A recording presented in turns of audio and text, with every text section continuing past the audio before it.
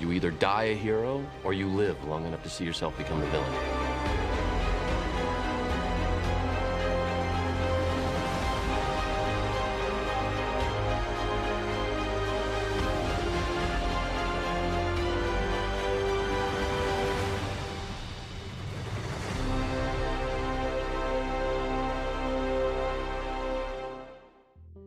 Bon retour à tous sur la chaîne Adimensum pour une nouvelle vidéo du Panthéon des héros. Alors ça fait à peu près presque 10 mois, 1 an que j'ai pas fait de vidéo facile. Donc ça faisait longtemps, j'avais pas forcément envie, je suis passée par une phase un peu dépression, sans raconter trop ma vie, bref, je suis passée par des moments pas faciles qui ont fait que j'avais pas trop envie de continuer la chaîne. J'ai réussi à maintenir à peu près les streams une fois par semaine minimum, mais la chaîne YouTube malheureusement elle en a pâti. Manque d'envie, manque de motivation, c'est un peu la même chose, manque d'inspiration, pas le temps, parce qu'en fait une vidéo par semaine c'est énorme, et du coup j'ai décidé de revenir faire des vidéos parce que déjà j'ai quelques inspirations qui me reviennent, et aussi parce que vous êtes plusieurs à quand je vous croisais dans la rue ou sur des lieux mais vraiment hyper inédits, genre Truffaut ou un ramen, vous étiez là à me dire « Ah j'adore tes vidéos, ce serait bien de refaire une vidéo » et je suis là en mode oui. Et j'en ai parlé avec ma meilleure pote, j'en ai parlé un peu autour de moi, et en fait on m'a dit que oui, je devrais reprendre, mais je devrais reprendre à un autre rythme, parce que c'est vrai qu'une vidéo par semaine c'est beaucoup trop, et que maintenant j'ai un travail, j'ai une vie un peu plus casée, enfin, ce qui fait que je ne peux pas concrètement faire une vidéo par semaine, c'est juste impossible. Donc je vais sortir des vidéos bien moins régulièrement, mais au moins vous en aurez, et du coup on sera sur un rythme d'à peu près 1 à 2 vidéos par mois, en fonction du sujet. En l'occurrence là vous allez avoir une vidéo qui est très longue, moi j'ai 10 pages de script, donc ça vous fera facile une demi-heure, 45 minutes de vidéo, et on passera sur des vidéos qui seront un peu plus légères après, on va continuer les reviews. J'hésite presque à faire une section cinéma, parce que j'ai pris la carte UGC, je vais énormément au cinéma, mais je sais pas si ça vous intéresserait d'avoir des reviews de films qui sortent au cinéma, j'entends, autre que du lore par exemple. Je pourrais faire une section spéciale sur du cinéma, mais je sais pas si ça vous intéresserait, faudra me dire. Donc j'envisage d'avoir ces formats plus légers en dehors des lores, mais continuer les vidéos de lore parce que c'est quelque chose qui m'intéresse vraiment, et évidemment je suis encore présente sur Twitch, donc n'hésitez pas à venir sur Twitch où on fait des lives à peu près 1 fois par semaine. Cela étant dit, j'ai un nouvel appartement, vous voyez le décor c'est pas du tout le même, je suis dans ma chambre, j'ai pas encore de fond, je sais pas si j'en ferai un, et ce que vous entendez derrière c'est ça. J'ai adopté un petit bébé chien, donc ça aussi ça demande du temps, voilà. Donc dans les vidéos vous risquez d'entendre souvent des petits bruits parce que lui il existe et puis il fait le foufou, voilà. Donc pour cette vidéo de retour je me suis dit que quoi de mieux que de parler de The Last of Us parce que la série vient de se conclure. D'ailleurs si vous voulez que je fasse une petite review de la série, ce que j'en ai pensé, n'hésitez pas à me le dire. Mais en tout cas la série vient de se conclure et je me dis que déjà ça nous donne encore plus de matériel pour illustrer des vidéos The Last of Us. Et aussi que j'avais fait une vidéo Panthéon des héros sur Joël mais que j'en avais pas fait sur Ellie. C'est donc le bon moment. Ceux qui sont habitués du format, comme d'habitude évidemment, va y avoir la partie biographie, je précise, parce qu'il y en avait beaucoup avant qui me disaient « Oui, mais tu résumes juste le jeu !» Oui, c'est une biographie, c'est le principe. C'est le but d'une biographie, sauf que au lieu de vous taper tout le jeu, vous l'avez en condensé dans 45 minutes. Plus d'autres infos qui sont dans les BD notamment, qui sont sorties. Et il y aura évidemment, comme d'habitude, une deuxième partie qui est la partie analyse du personnage. Selon moi, je suis pas psy, je suis pas médecin, donc ce sera une analyse amateur, mais en tout cas une petite analyse du personnage et ce que j'en ai pensé.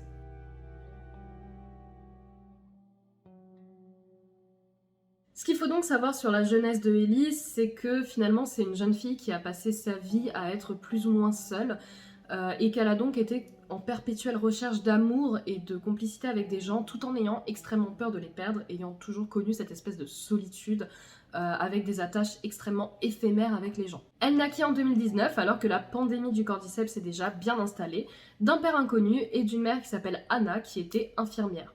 Dans le jeu on ne sait pas grand chose de sa mère à part du fait qu'elle a du coup accouché de Ellie et qu'elle est morte à peu près à ce moment-là. Mais on ne sait pas vraiment si elle est morte en couche, si elle s'est fait attaquer, on n'a pas trop d'informations, ce à quoi la série décide de répondre par contre. Elle serait morte tuée par son amie Marlene à sa demande, après qu'elle ait été mordue par un infecté en donnant naissance à Ellie. En tant que dernière volonté, elle demanda à son amie de prendre soin de sa fille, mais elle fut malgré tout placée dans un orphelinat en zone de quarantaine à Boston.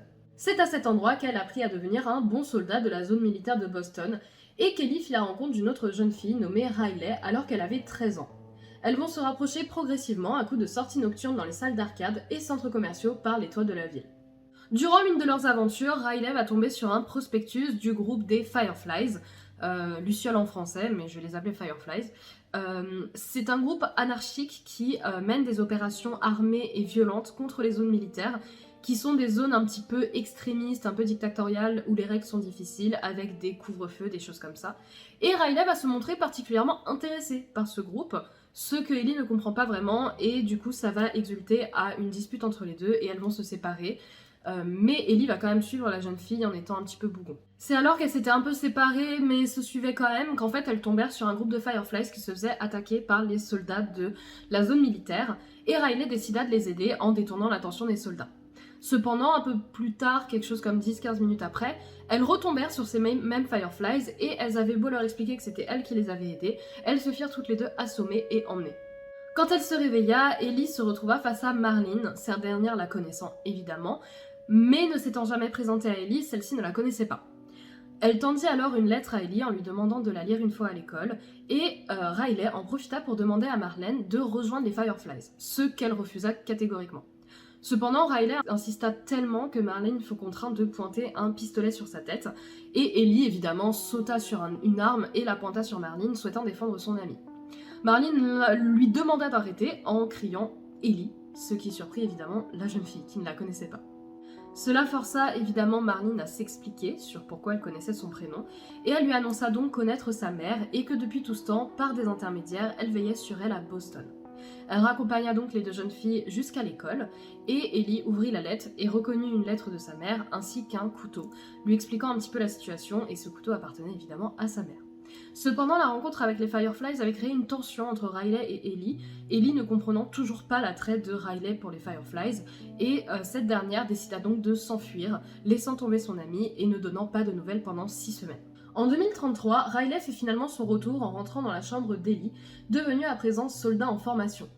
Ne l'ayant pas vue pendant 6 semaines, Ellie lui a demandé de s'expliquer, et Riley, pour toute réponse, lui dit qu'elle était devenue une Fireflies et qu'elle lui dirait la vérité si elle accepte de la suivre. Ellie se décide à accepter, son amie lui ayant particulièrement manqué. Riley emmène la jeune fille dans un centre commercial abandonné, qu'elle affirme non infecté, dans lequel elle a squatté durant ces 6 semaines et promettant des surprises à Ellie. Riley traîne alors son amie dans différents magasins, la faisant prendre des photos dans un vieux photomaton, jouer à Angel Knife dans une salle d'arcade encore fonctionnelle et la faisant monter dans un carrousel. Ellie, après tout ça, indique à Riley qu'il est temps pour elle de retourner à l'école, et c'est à ce moment-là que la jeune Firefly lui confesse avoir été relocalisée par Marlene et qu'elle quittait Boston. Cela provoque la colère de Ellie qui ne comprend pas pourquoi elle l'a amenée dans ce centre commercial, et Riley répond qu'elle souhaitait simplement la voir. La jeune fille n'est cependant pas vraiment satisfaite par ses réponses, mais finit par se radoucir après une bataille au pistolet à eau. Riley branche également le Walkman de Ellie à l'enceinte du magasin, et alors qu'elles dansent ensemble, Ellie supplie son amie de rester avec elle, qui accepte silencieusement, et les deux jeunes filles s'embrassent alors. Les deux jeunes filles sont cependant surprises par des coureurs attirés par la musique. Elles se battent pour survivre, mais malheureusement, après avoir tué tous les infectés, elles se rendent compte qu'elles ont été toutes les deux mordues. Elles se mettent d'accord pour mourir ensemble dans une forme de belle poésie. Cependant, seulement l'une d'elles se transforme et Ellie comprend qu'elle est immunisée et elle doit s'enfuir. Elle fut plus tard retrouvée par Marlene qui comprend également sa condition et lui explique que par elle, un remède au virus pourrait être trouvé. Ellie, se sentant un petit peu redevable envers son amie qui était une Fireflies, décide finalement de l'aider et toutes les deux prirent la décision d'aller à Salt Lake City, au laboratoire des Fireflies.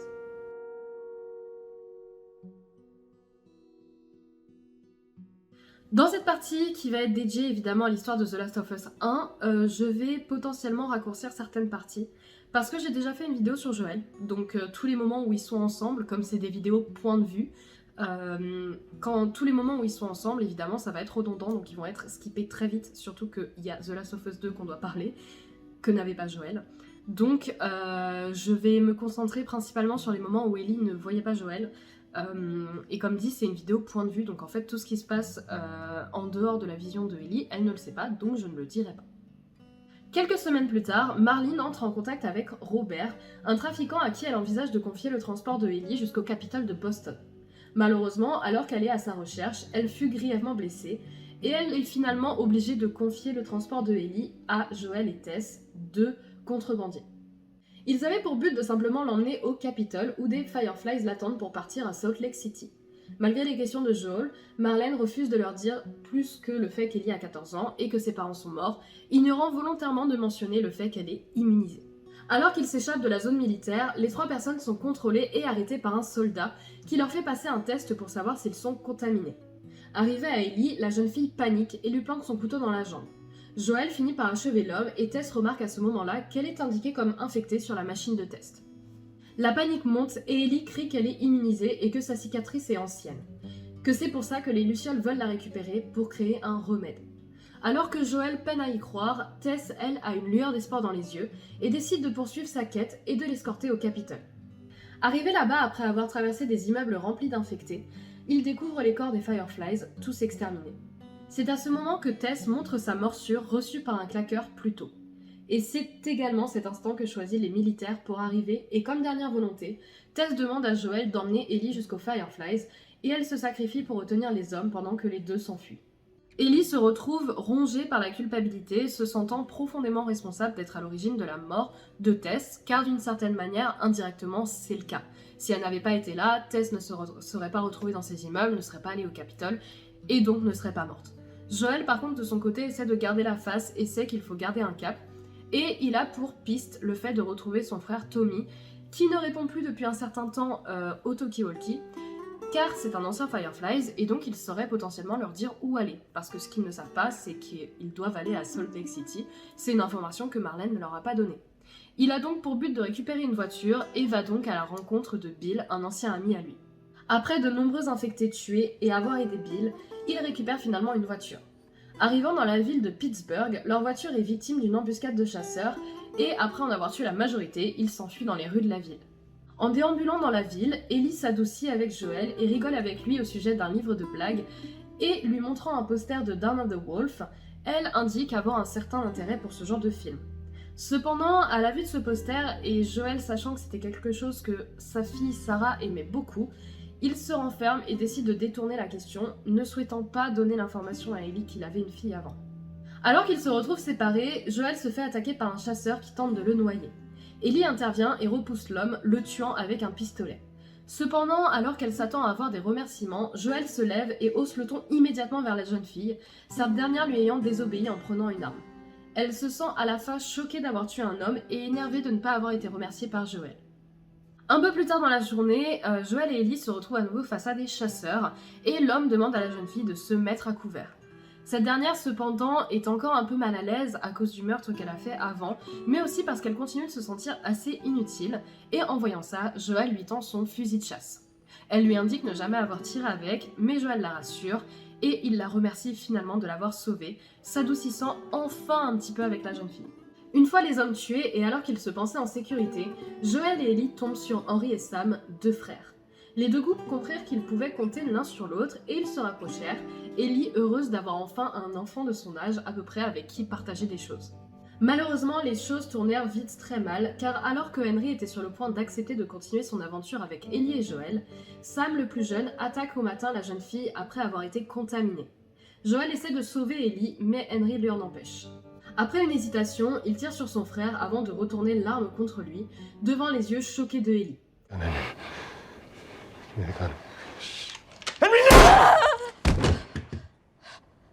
C'est endeuillé que les deux personnes enterrèrent leur ami récent avant de repartir à la recherche de Tommy. C'est durant l'automne 2033 que Joel et Ellie arrivent finalement au barrage dirigé par Tommy. Pendant que Joel rattrape le temps perdu avec son frère, la jeune fille discute avec Maria, la femme de Tommy, qui lui apprend que Joel avait une fille qui était décédée au début de l'épidémie. Ellie comprend alors que Joel compte la confier à Tommy pour que ce soit lui qui continue sa quête, ce qui la blesse, la jeune fille s'étant attachée profondément à l'homme. Elle s'enfuit donc dans un ranch abandonné en volant un cheval au groupe. Là, Joel la rejoint et c'est durant un échange intense que Ellie lui dit qu'elle sait qu'il veut la laisser, qu'il n'a pas à s'inquiéter de sa sécurité car finalement elle n'est pas comme elle n'est pas comme Sarah. Cette remarque énerve instantanément Joel pour qui c'est une ligne très fine qu'il ne faut pas franchir. Ellie lui rétorque alors que tous ceux qu'elle a aimés étaient soit morts, soit étaient partis, qu'il ne lui restait que Joel et qu'elle était terrorisée à l'idée de le perdre, de finir seule. Ce à quoi Joel répond froidement qu'elle n'est pas sa fille et qu'il n'est pas son père et qu'elle irait au matin avec Tommy. Not her, you know. What? Maria told me about Sarah. Ellie? And You are treading on some mighty thin ice here. I'm sorry about your daughter, Joel. But I have lost people too. You have no idea what loss is. Everyone I have cared for has either died or left me. Everyone fucking except for you. So don't tell me that I would be safer with someone else, because the truth is I would just be more scared. You're not my daughter. And I sure as hell ain't your dad. Finalement, une fois arrivé au moment de la séparation, Joel décide de rester à ses côtés, les deux ayant compris avec cette discussion que les liens qui les unissaient étaient plus forts que ce qu'ils pensaient. Ils se rendirent donc à l'endroit désigné par Tommy, et alors qu'ils combattaient des infectés et des hommes, Joel chute et se fait empaler par une barre en métal. Ellie se retrouve donc obligée de protéger Joel en l'emmenant à cheval et le soignant dans divers endroits, et ils atterrirent finalement à l'automne 2033 dans une ville abandonnée, et elle l'installa dans une maison qui se trouvait vide. C'est à cet endroit, alors qu'elle chassait un cerf, qu'elle se retrouva face à un homme du nom de David, accompagné d'un autre homme du nom de James. En échange du cerf, Ellie demande des médicaments et garde en otage David pour s'assurer du bon fonctionnement de l'échange. Après avoir discuté avec l'homme pendant un temps, James revient avec des médicaments pour Joel et Ellie repart donc en laissant les hommes avec le cerf. Cependant, ce qu'elle ne sait pas, c'est que David est le chef d'un groupe d'hommes dont certains ont été brutalement tués par Joel à l'université, et ça, il l'avait compris. Elle fait donc traquer Ellie et envoie des hommes pour la capturer et tuer Joel. Ellie entend cependant le fait qu'il y a des hommes qui arrivent et elle décide d'attirer l'attention loin de Joel en le cachant dans le sous-sol de la maison avec une commode devant la porte, et elle prend donc son cheval en partant à toute vitesse pour essayer de les attirer beaucoup plus loin. Cependant, son cheval est tué, elle est capturée et assommée, et elle se réveillera seulement plus tard dans la base de l'homme, enfermée dans une cage dans une espèce de cuisine un peu sordide. Elle se retrouve face à David ainsi que James, occupés à découper un corps humain à la hachette, et elle comprend immédiatement que ce groupe est en réalité composé de cannibales. La voyant réveillée, David se dirige vers elle et lui annonce ses intentions qui étaient de la prendre comme chef à ses côtés pour diriger le groupe. Cependant, en disant ça, il pose délicatement sa main sur celle d'Ellie, lui faisant comprendre qu'il était également attiré par bien plus que ses conseils. En réaction, elle brise le doigt de l'homme, qui la frappe violemment. Le lendemain, les deux hommes reviennent et attrapent Ellie pour la plaquer contre la table de découpe. Comprenant qu'elle allait être tuée pour être mangée, elle cria qu'elle était infectée et donna pour preuve sa morsure.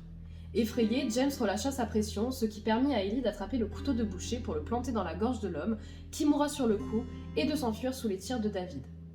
Elle est rattrapée par le leader dans un restaurant dans lequel il la pourchasse.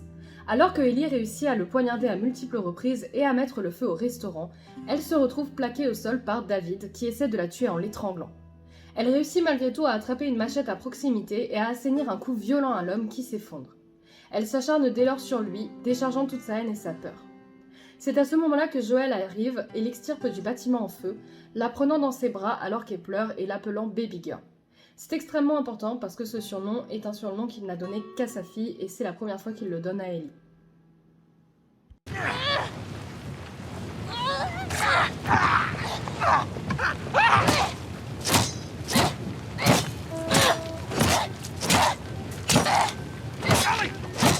Stop!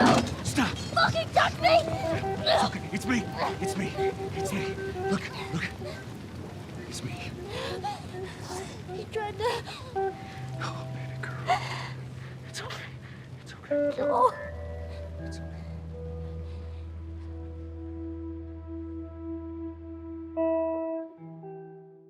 Au printemps 2034, Joel et Ellie arrivent enfin à Salt Lake City.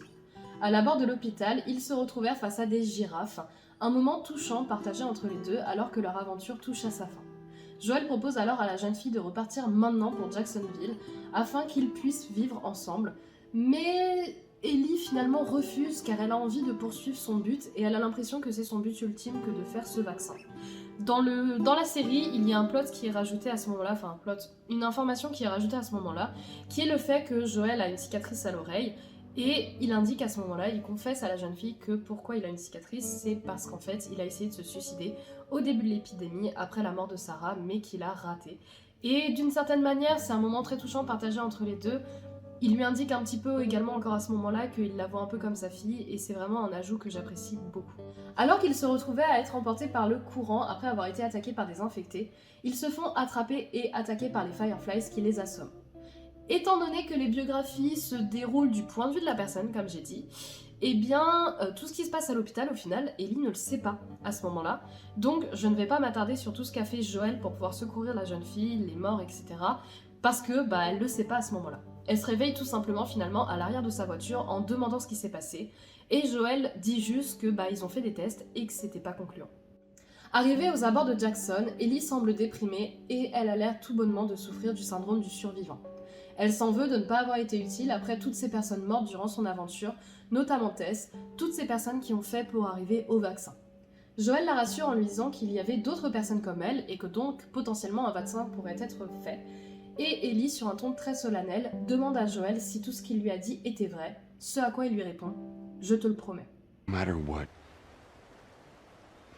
you keep finding something to fight for. Now, I know that's not what you want to hear right now. Swear to me. Swear to me that everything that you said about the Fireflies is true. I swear.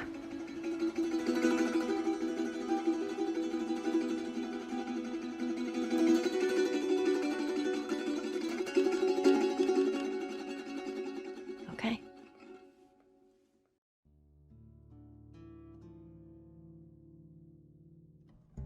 Arrivés à Jackson et avec l'aide de Tommy, Joël et Ellie s'installent finalement dans la ville. Ils prennent leurs marques, participent aux patrouilles, bref, ils se rendent très utiles et nombreux sont les habitants qui vantent les mérites de Ellie d'être aussi active sur le camp. Un soir, Joël la rejoint dans sa maison, mais elle semble très peu présente et reste froide, complètement dans sa tête. Voyant cela, ce dernier sort et re-rentre avec une guitare à la main. Il s'installe en face d'Ellie et commence à chanter la chanson Future Days de Pearl Jam.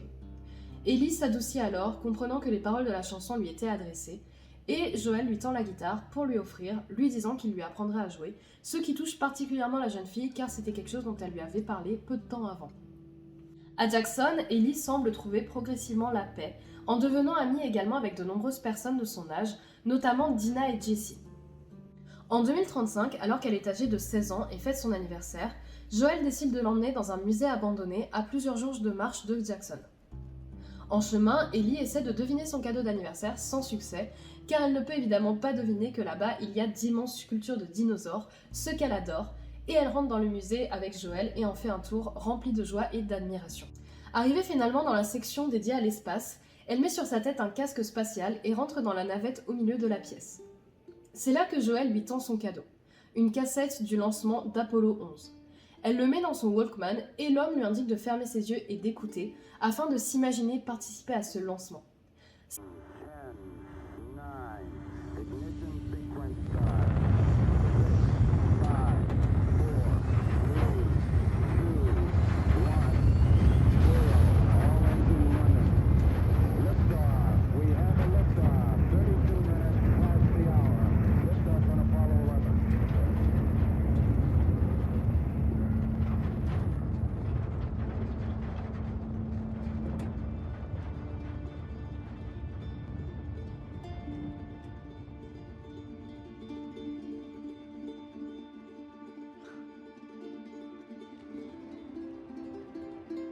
I do okay. Are you fucking kidding me? You're welcome, kiddo.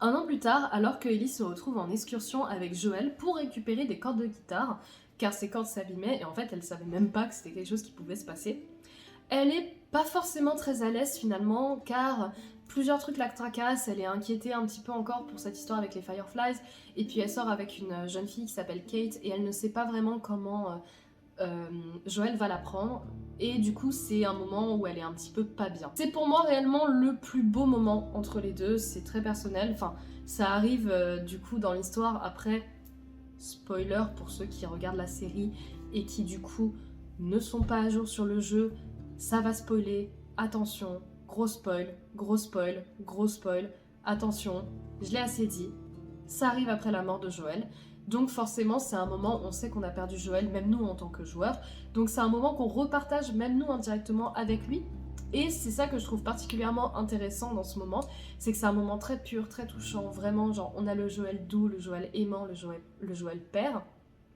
et Ellie qui accepte vraiment ce lien, et c'est un moment, enfin moi j'en avais les larmes aux yeux, donc voilà, c'est un de mes moments préférés. Durant cette aventure, ils tombent tous les deux sur 2 habitants morts de Jackson, qui avaient quitté la ville afin de retrouver les Fireflies à la recherche de la lumière.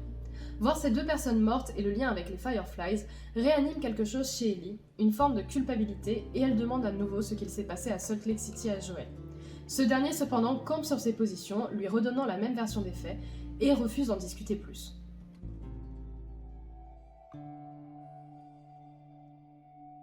Cependant, Ellie commence à comprendre que quelque chose ne tourne pas rond. Elle décide donc de retourner à l'hôpital afin d'en avoir le cœur net, et y trouve là-bas une cassette dans laquelle elle entend une femme affirmer que Ellie était le seul moyen de créer un remède, et que le docteur tué par Joël était le seul capable de créer un vaccin. C'est à ce moment-là que Joël arrive, mort d'inquiétude, prenant la jeune fille dans ses bras. Par contre, elle, venant d'apprendre la vérité, va le repousser immédiatement, et elle va lui donner une sorte de dernière chance pour lui dire la vérité en lui disant que s'il ne lui dit pas maintenant, il ne la reverra plus jamais et elle partira de Jackson.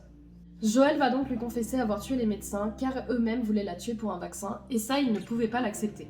Cette information détruit complètement Ellie qui accepte de revenir à Jackson mais refuse d'avoir à nouveau affaire avec l'homme. Ce sera le début de la fin de leur relation et le début de la dégringolade. 2 ans plus tard, lors d'une soirée organisée à Jackson, Ellie se retrouve à partager une danse avec Dina, son amie, au terme duquel elles s'embrassent. Seth, l'un des habitants de la ville, se dirige alors vers les 2 femmes et commence à les insulter sur fond d'homophobie, ce que Joël ne supporte absolument pas, s'interposant. Une fois l'incident terminé, Joël essaie d'aider Ellie mais celle-ci refuse, encore furieuse. Plus tard dans la nuit, Ellie se rend à la maison de Joël afin de lui parler. Elle lui demande de ne plus jamais s'interposer dans sa vie et de la laisser gérer, ce que Joël accepte. Il rajoute cependant que elle et Dina iraient bien ensemble et que Dina serait extrêmement chanceuse de la voir. Cela fait un peu bondir la jeune fille qui lui dit qu'elle lui a volé sa vie en empêchant les médecins de faire un vaccin avec elle et qu'elle lui en voulait profondément. Alors que Joël était jusqu'à présent un peu abattu et recroquevillé sur lui-même, il se redresse et affirme à la jeune fille que si jamais il avait à le refaire, il le referait sans jamais hésiter et qu'il ne regrettait absolument rien. C'est finalement assez ému que cette dernière lui dit que même si elle n'est pas sûre qu'elle lui pardonnera un jour, elle voulait absolument essayer, et Joël lui répond que c'est quelque chose qu'il aimerait beaucoup. Ce furent leurs dernières paroles. I don't think I can ever forgive you for that.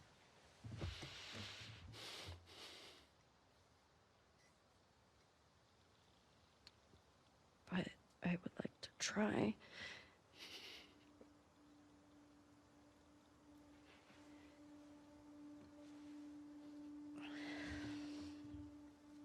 I'd like that.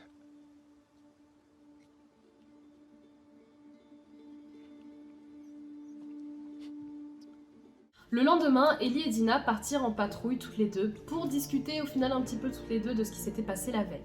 Elles se posèrent alors dans un endroit, fumèrent un petit peu de la drogue. S'il te plaît YouTube, voilà. Fumèrent un petit peu de drogue et s'embrassèrent.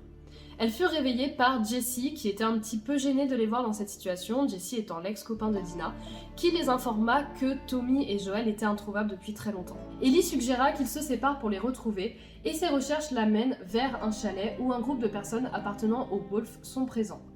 Alors qu'elle essaie de se faufiler, elle se fait attraper par le groupe et se retrouve face à Joël, allongé sur le sol et battu.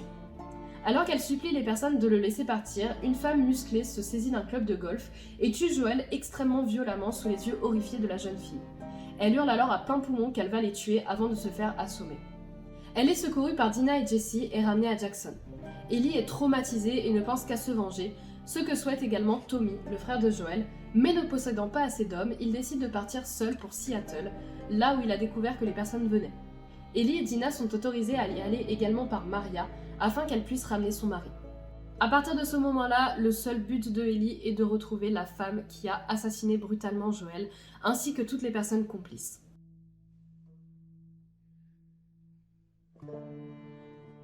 Arrivée à Seattle, Dina et Ellie cherchent des indices de où aller, et c'est finalement en suivant un petit peu les graines semées par Tommy, à savoir les massacres qu'il a perpétrés, qu'elles savent progressivement où elles doivent aller. Malheureusement, alors qu'elles se déplacent dans les rues de la ville, elles passent par une zone minée et furent capturées par les Wolves. Alors qu'Ellie se réveille, elle reconnaît Jordan, l'une des personnes présentes lors de la mort de Joel. Ce dernier menace la jeune fille, effrayée car d'une certaine manière il l'a reconnue, et il veut savoir comment elle les a retrouvés. Elle rétorque en se moquant de lui et en disant que rien ne pouvait arrêter sa vengeance. Enragé, l'homme essaye de tuer Dina, et Ellie en profite pour se libérer et poignarder Jordan à mort. Elle récupère sur son corps la photo de Léa, une femme aussi présente lors de la mort de Joel, ainsi qu'une lettre. Dans cette lettre, Ellie et Dina apprennent que la femme est positionnée sur un relais télé, et donc elles connaissent leur destination. Elles arrivent cependant là-bas trop tard et découvrent le cadavre froid de Léa, sûrement tuée par des séraphites. Ellie fulmine, elle n'a pas eu la possibilité de la tuer elle-même et de récupérer des informations, et tout ce qu'elle trouve sur elle c'est des polaroïds avec les photos de toutes les personnes présentes lors de la mort de Joel, ainsi que leurs noms. Elles n'ont pas de temps de poser plus de questions que la radio annonce l'arrivée des Wolves, et elles sont contraintes de fuir dans le métro.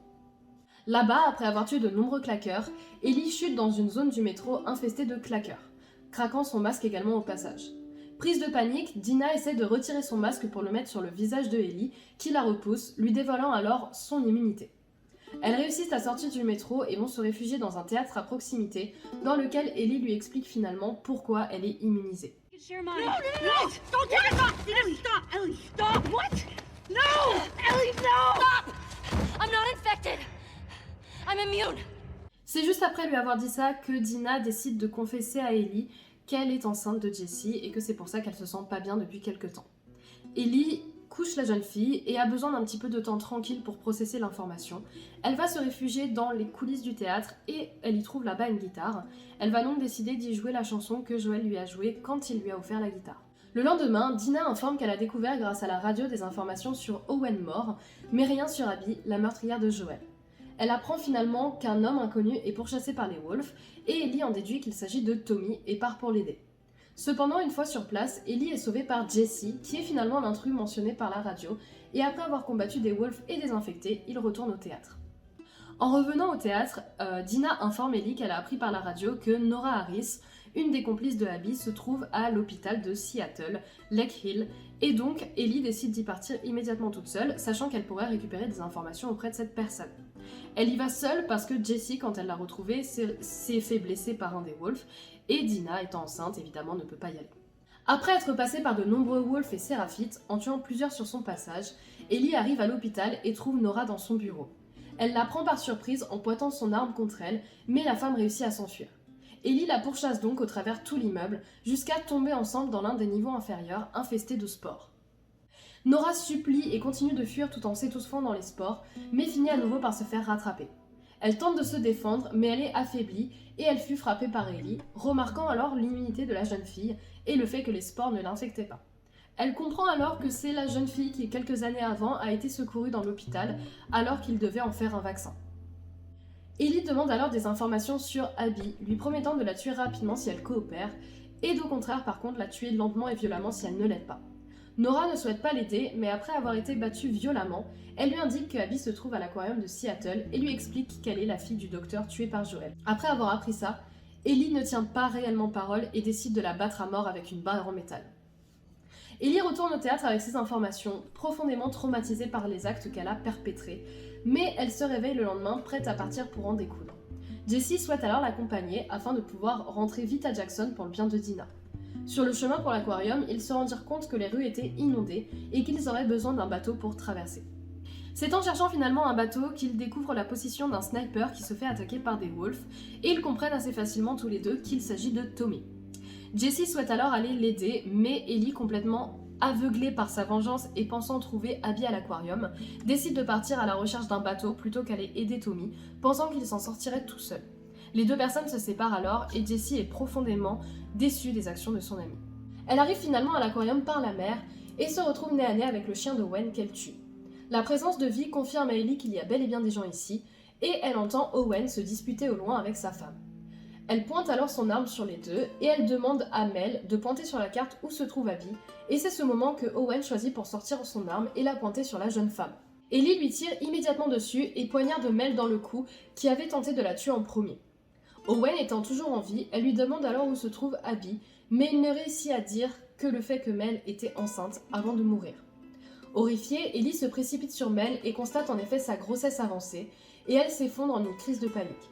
Elle est récupérée par Tommy qui l'extirpe de l'aquarium, mais néglige un détail, il laisse derrière elle la carte de Ellie, qui sera fatale pour la suite. De retour au théâtre, Ellie a une discussion intense avec Tommy et Jessie, qui essaient de la convaincre que sa vengeance est déjà en partie effectuée, car elle a décimé absolument tout le groupe, tous sauf la meurtrière de Joel. Et même si cela lui pèse, elle finit finalement par accepter de retourner à Jackson pour le bien de Dina qui est enceinte, mais aussi parce qu'elle se rend compte que d'une certaine manière c'est extrêmement disproportionné. Cependant, peu de temps après que Tommy ait laissé Jessie et Ellie seules, les deux l'entendent se faire attaquer. Ils se précipitent alors vers l'entrée du théâtre et Jessie est abattue à vue. Abby se trouve devant eux et tient Tommy en joue, accompagné d'un autre garçon. Abby demande alors à Ellie de sortir de sa cache, ce qu'elle fait, et la grande femme enrage immédiatement car elle avait épargné Ellie et c'est même elle qui avait demandé à ce qu'elle la laisse partir en vie à son groupe alors que tous les autres voulaient la tuer.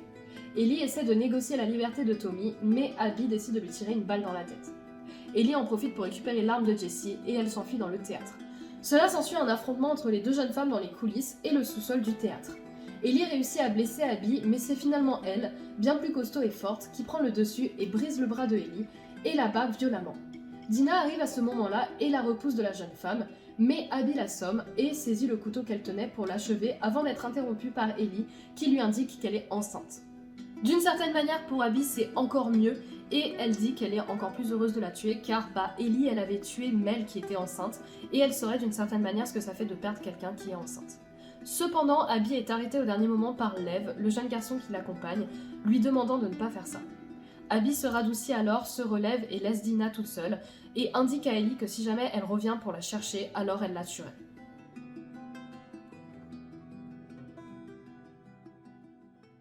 Après cette altercation, Ellie, Dina et Tommy, qui a miraculeusement survécu, retournent à Jackson.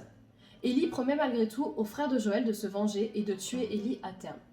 Quelque temps plus tard, Dina et Ellie s'installent dans une ferme et élèvent ensemble le fils de Dina qui vient de naître. Tout semble sourire à Ellie, mais malgré tout elle est tourmentée et traumatisée par la mort de Joel, faisant des crises de panique et des insomnies. Quelque temps plus tard, Tommy retourne à la ferme des deux jeunes femmes pour leur rendre visite, mais pas que. Il tient à informer Ellie qu'il a retrouvé la trace de Abby à Santa Barbara, et comme lui-même étant blessé et ayant grièvement des séquelles de ce qui lui est arrivé, il demande à Ellie de repartir pour finir ce qu'elle lui avait promis. Cependant, Dina le fait sortir en lui disant que c'était de la folie, et Ellie refuse à ce moment-là, ce en quoi Tommy repart profondément énervé, lui disant qu'elle avait trahi sa promesse. Durant la nuit, Ellie ne cesse de penser à ce qu'elle a appris et ses promesses, et elle se lève, quittant la chambre et allant s'équiper à la poursuite de Abby. Avant qu'elle passe la porte, Dina l'intercepte et lui demande de rester et d'abandonner sa folie. Cependant, Ellie ne peut se résoudre à rester, croyant fermement que tuer Abby mettrait fin à ses traumatismes, laissant Dina derrière elle. Arrivée à Santa Barbara, Ellie traque les traces de Abby au travers toute la ville. En cherchant des indices, elle se retrouve piégée par deux hommes faisant partie du groupe des Crotales. Elle réussit cependant par s'en sortir et alors qu'elle s'apprête à exécuter le deuxième homme après avoir tué le premier, il lui confesse qu'une femme du nom de Abby est détenue dans leur base et lui donne leur emplacement. Elle s'y rend donc et après avoir tué de nombreuses personnes, elle apprend que Abby est accrochée sur un pilier sur la plage et laissée pour morte. Elle s'y rend donc et découvre la femme, mourante et amincie, qui la reconnaît immédiatement. Ellie libère Abby ainsi que Lev et les accompagne vers des bateaux sur la berge. Cependant, alors qu'elle se libère de son sac à dos en le posant dans le bateau, elle se souvient de la mort de Joel et demande à Abby de se battre avec elle, ce qu'elle refuse. Ellie dut menacer Lev de son couteau pour que la femme accepte, et elles se lancèrent dans une bataille désespérée qu'aucune d'elles ne voulait vraiment. Ellie réussit à prendre l'avantage en étranglant Abby sous l'eau, mais cette dernière lui mordit les deux doigts, lui arrachant, et alors qu'elle était sur le point de la tuer, Ellie se souvient de Joel, son visage rassurant jouant de la guitare, et elle décide de laisser partir Abby en larmes.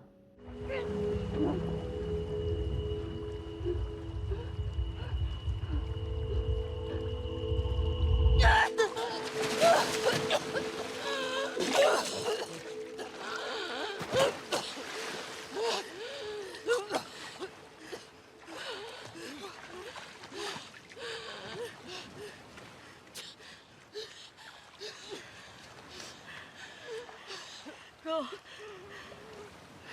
Just take him.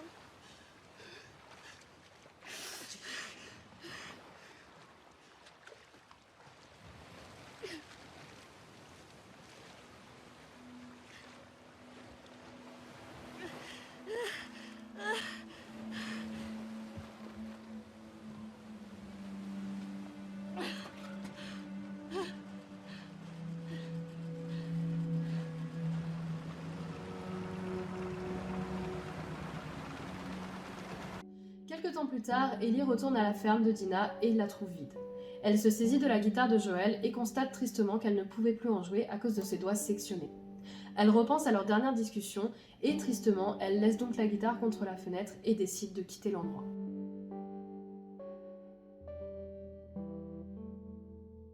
On arrive finalement à la partie analyse du personnage. Je vais vraiment vous donner mon avis, je vais vous donner comment j'ai perçu Ellie, ce que j'en ai compris.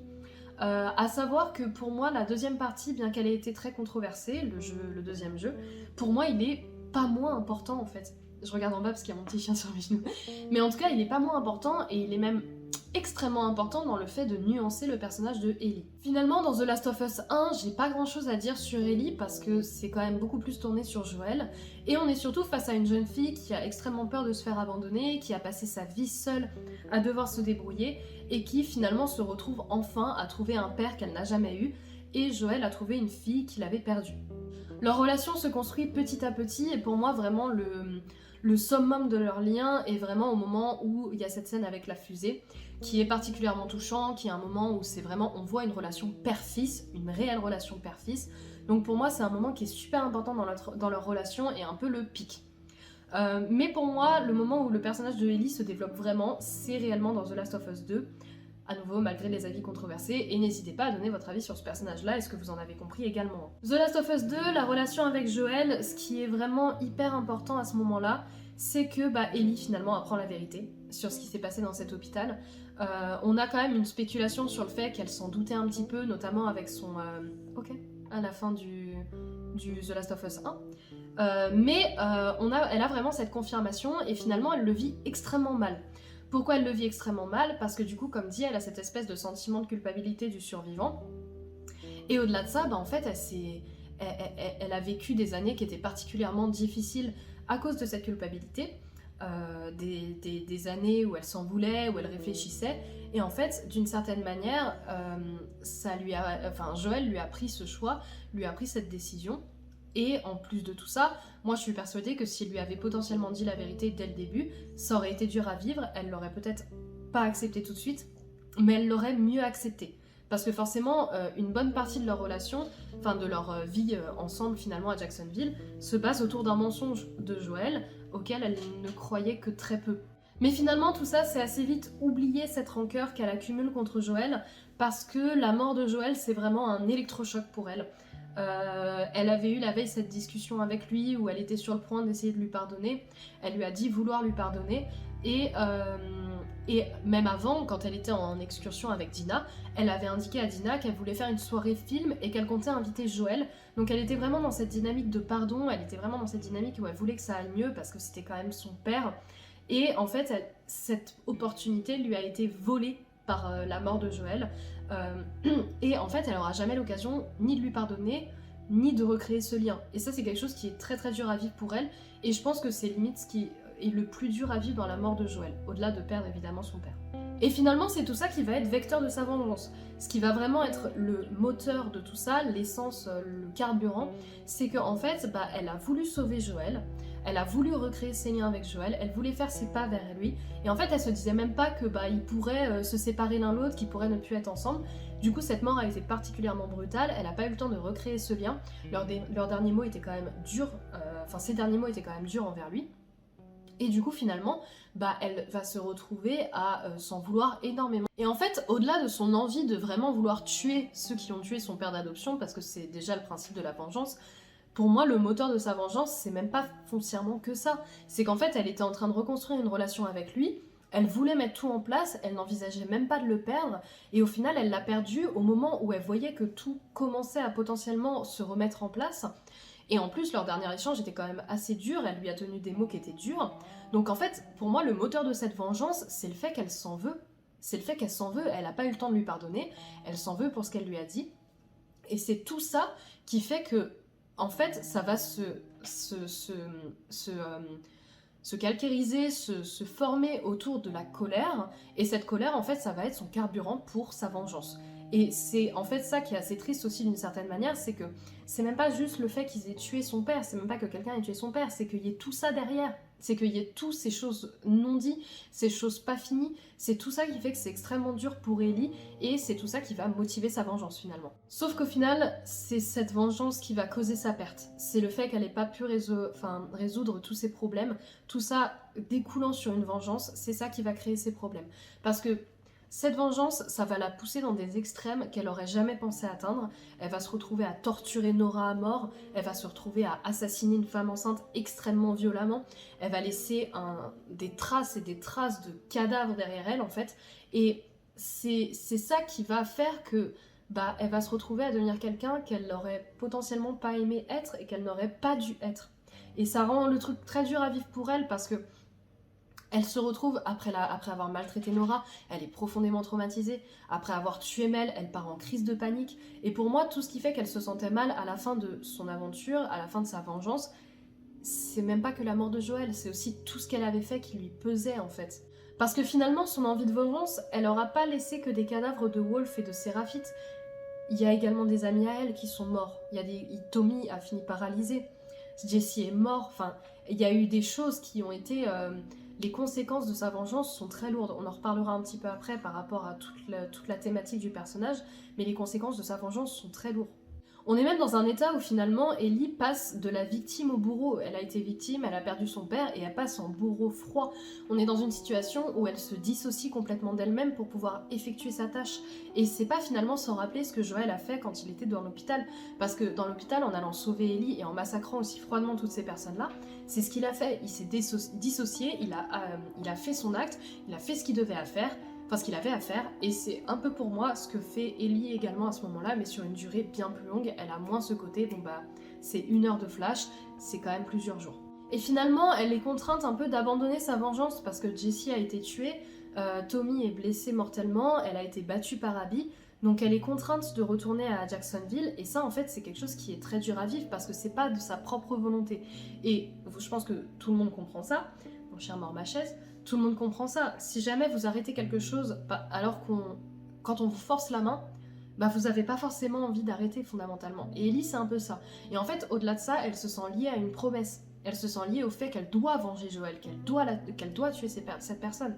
Et cette vengeance fait qu'en fait, elle réussit pas à se séparer de ça et qu'elle doit quand même y retourner et qu'elle est quand même hantée par ce souvenir-là. Et finalement, elle retourne chercher Abby à Santa Barbara, mais moi, comme je l'ai ressenti, c'est pas qu'elle en a envie, c'est qu'elle s'en sent obligée, parce qu'elle a des promesses, parce qu'elle pense que c'est ça qui va résoudre ses crises de panique. Elle y va pas parce qu'elle en a envie, et ça se voit d'ailleurs dans l'affrontement final. Elle y pense même pas. Si elle voulait vraiment tuer Abby, elle l'aurait tué soit sur son pilier, soit dès qu'elle l'avait décroché, avant de décrocher l'Ève. Elle avait plein d'opportunités de tuer Abby avant ce moment au bateau, et en fait c'est arrivé au bateau qu'elle se rappelle ce qu'elle doit faire, et c'est ça qui est un peu triste aussi d'une certaine manière, c'est que Abby n'a pas envie de se battre contre Ellie, elle veut juste repartir avec l'Ève, et Ellie se bat parce qu'elle pense qu'elle doit le faire. Donc c'est pas parce qu'elle en a envie, c'est parce qu'elle pense qu'elle doit le faire.